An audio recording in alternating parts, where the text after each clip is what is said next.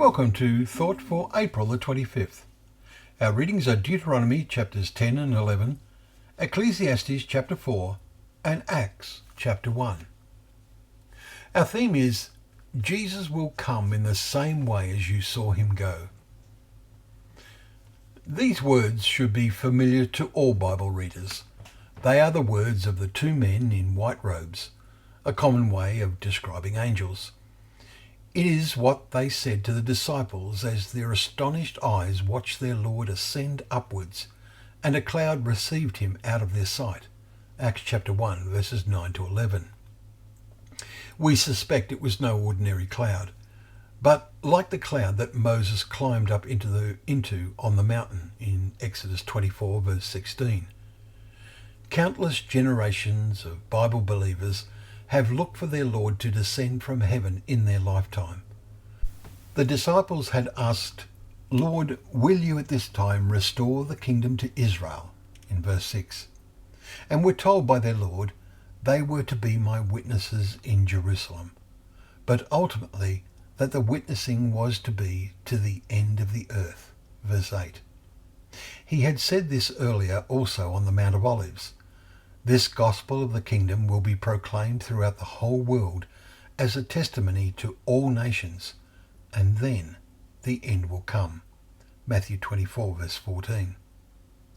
The other sign which Jesus gave, which Luke also recorded, was that Jerusalem will be trampled underfoot by Gentiles until the times of the Gentiles are fulfilled.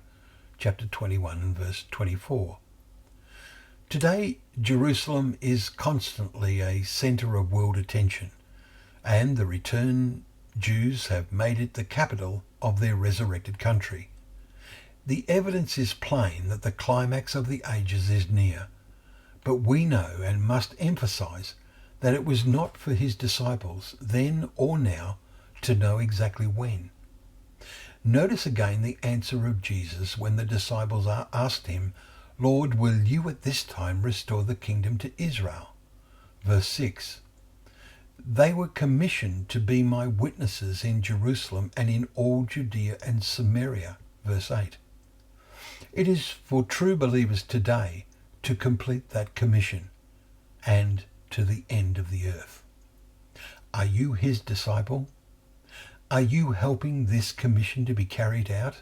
If you are, you will be really looking for his return in the same way as the disciples saw him go into heaven.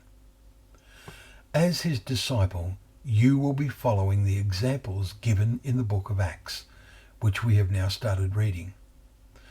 Notice the way in which the Old Testament is often quoted as an essential part of that message.